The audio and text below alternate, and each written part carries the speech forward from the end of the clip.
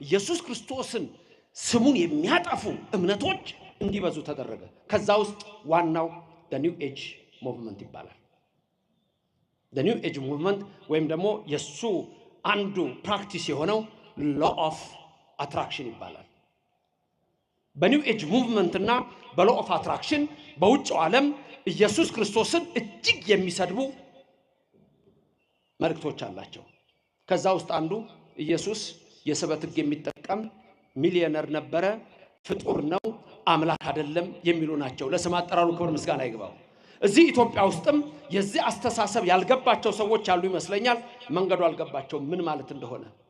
ስለዚህ እንደውም ትላንትና ያስመረኩት መጽሐፍ በኋላም ታገኙታላችሁ። the new age movement law of attraction የአዲሱ ዘመን ክርስትና የስበት ሕግና የአዲሱ ዘመን እንቅስቃሴና እሳቤ የሚል ምን ማለት ነው የሚለው ሃርቫርድ ዩኒቨርሲቲ የታወቀች አንድ ሴት በዚህ በሪሊጂየስ ዲስከሽን ላይ ምን አለች?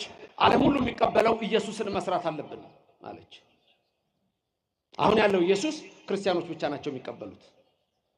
ስለዚህ ዓለም የሚቀበለው ማለት ሁሉ የሚቀበለው ያ the new age movement ነው።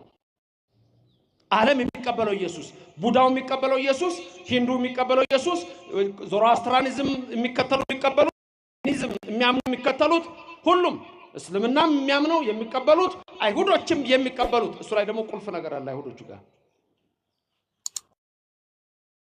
ክርስቶስ መስራት አለብን ይላል። መስራት ክርስቶስ መፍጠር ይሄ ማለት ምንድነው? በሰው ልጆች ልቡና ውስጥ አዲስ ኢየሱስ። ይሄ ደግሞ እኛ ተነግሮናል።